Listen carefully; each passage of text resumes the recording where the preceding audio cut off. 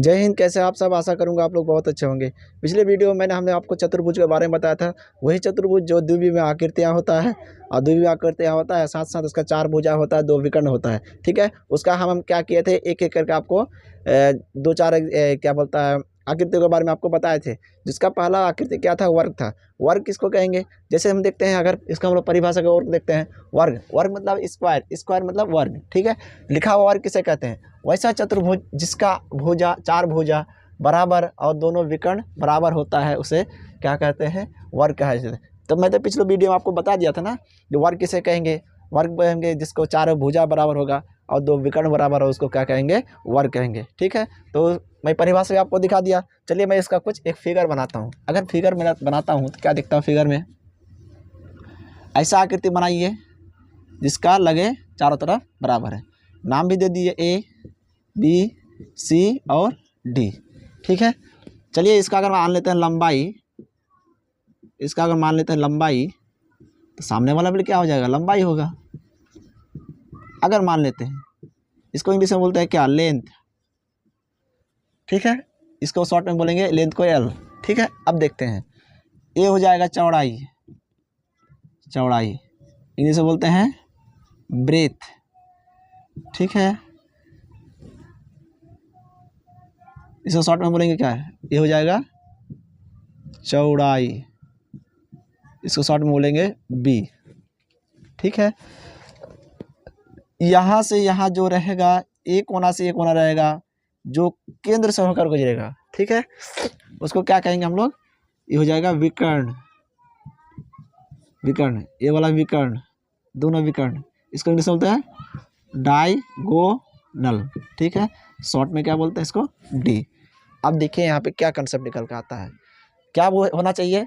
चारों भुजा बराबर होना चाहिए और दो विकर्ण बराबर होना चाहिए। तो आप देखते हैं ना, यहाँ पे अगर मान लीजिए भुजा का चर्चा करते हैं हम लोग, भुजा में क्या क्या है? अगर ए वाला जितना रहेगा, ए वाला उतना, ए वाला उतना, ए वाला वही उतना हो जाएगा। विकर्ण में 2 यहाँ वाला जितना होगा, इधर वाला भी सेम हो जाएगा। भुजा में हम लोग जब देखते हैं तो भुजा को क्या बोलते हैं? ए बोलते हैं, ए बोलते हैं, ए बोलते हैं, मतलब बराबर है तो सब ए मान लेते हैं। ठीक है, ई वाला D1 और D2 मतलब क्या? Diagonal 1 diagonal 2। ठीक है, तो हम लोग भुजा में क्या देखते हैं? ए बी बराबर, बी सी बराबर, बी सी बराबर, सी डी बराबर, ए डी का मान ए बराबर क्या हो जाएगा? भुजा। मतलब क्या? ए का भुजा का मान ए बी का मान, बी सी का मान, सी डी का मान, ए डी का मान भी क्या हो जाएगा? ए हो जाएगा। ठीक है, जब हम लोग विकर्ण की चर्चा करते हैं, इसका विकर्ण का चर्चा करेंगे, विकर्ण में क्या दिख रहा है? ए सी बराबर क्या हो जाएगा? B D. मतलब ए सी का मान जो भी निकलेगा वो बी डी का मान का बराबर होगा। ठीक है, चलिए यही क्या चीज़ इसका मेन कंसेप्ट होता है, किसको समझने के लिए? वर्ग को समझने के लिए। जब इतना हम लोग वर्ग को समझ गए, तब इसका कुछ फार्मूला भी आता है। क्या आता है फार्मूला? हम लोग जब फार्मूला को देखते हैं, फार्मूला इंग्लिश में बोलते हैं सूत्र, हिंदी में बोले सूत्र, इंग्लिश में बोलेंगे फार्मूला। ठीक है, चलिए जब हम लोग इसका क्या निकालते हैं? क्षेत्रफल निकालते हैं। आपको तो पता है ना, द्विविध आकृति का क्षेत्रफल, परिमाप, यही सब निकालते हैं। जब हम इसका क्या निकालेंगे?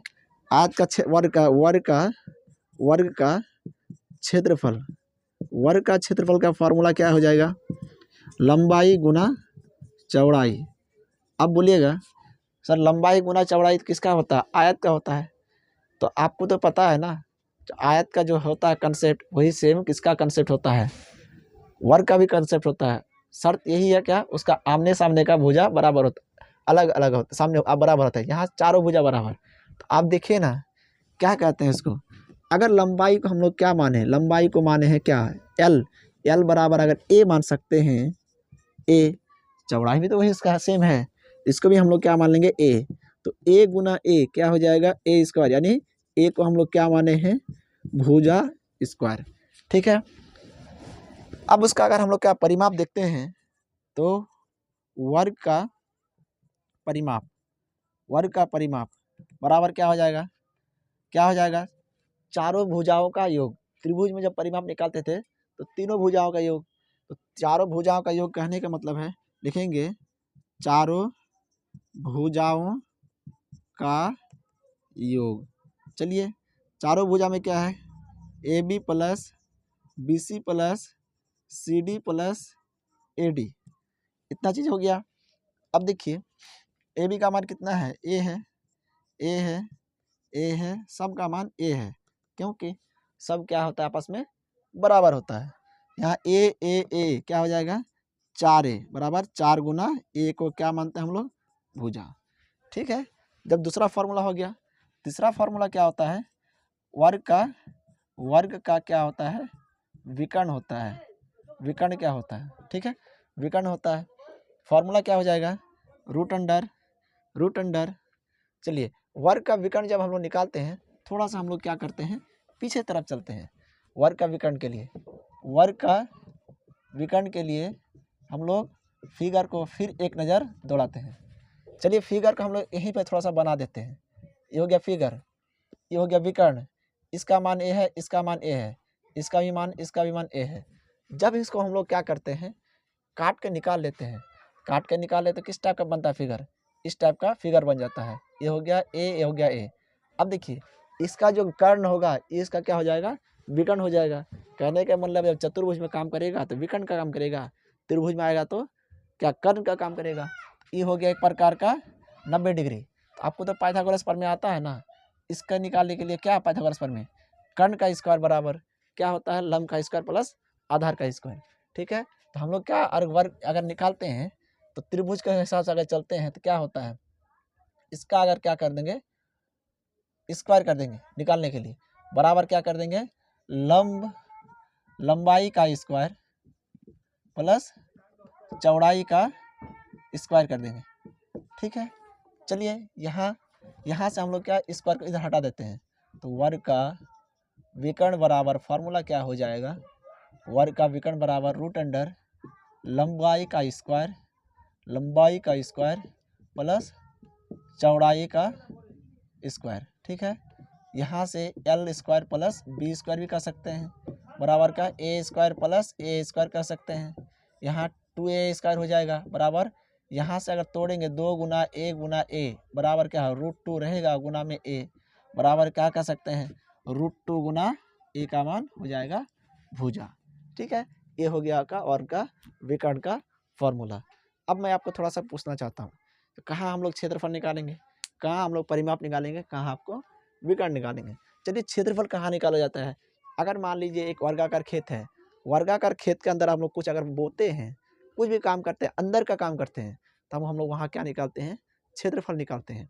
अगर मान लीजिए कोई वर्गाकार खेत है, उसके चारों तरफ अगर हम कोई चीज़ से घेरने का काम करते हैं, ठीक है, चलिए कटीली तारों से घेरे, या अगर मान लीजिए गाँव घर में क्या जफरी बना के घेरता है, उसको हम लोग क्या, उसका अगर घेरने का बात करेगा चारों तरफ, तब परिधि की बात करेंगे। लेकिन अगर बीच में से अगर किसी चीज़ को अंदर से क्या बॉर्डर देने का बात करें, तब हम लोग क्या किसका निकालते हैं, विकर्ण का निकालते हैं। ठीक है, चलिए कुछ एग्जाम्पल समझते हैं। क्वेश्चन है, अगर किसी वर्ग का भुजा 7 cm है तो उसका क्या क्षेत्रफल, परिमाप और क्या निकालना है, विकर्ण निकालना है। ठीक है, इतना चीज़ आपको समझना है, उसके बाद तो निकाल सकते हैं। चलिए वर्गाकार खेत है या वर्ग है, इसका भुजा कितना है, 7 7 7 7। ठीक है, तो पहले हम लोग निकालते हैं सॉल्यूशन देके, गिवन देके क्या दिया हुआ क्वेश्चन में इंफॉर्मेशन, वर्ग का भुजा, तो वर्ग का भुजा बराबर क्या, 7 cm, ए का मान बोल सकते हैं 7 cm। अब हमको क्या निकालने बोला है, वर्ग का क्षेत्रफल क्या होता है, भुजा का स्क्वायर। ठीक है, तो भुजा का स्क्वायर 7 cm का स्क्वायर होगा, 7 cm गुना 7 cm, 7 7 49 cm गुना cm का क्या हो जाएगा, स्क्वायर हो जाएगा। ठीक है, दूसरा क्या बोला है, वर्ग का परिमाप, तो परिमाप का फॉर्मूला लगा देंगे, क्या 4 गुना भुजा का मान कितना है, तो बोलिएगा 7 cm है, 4 7 28 cm अकेले तो cm हो जाएगा। ठीक है, तीसरा क्या बोला है, वर्ग का विकर्ण। ठीक है, वर्ग का विकर्ण √2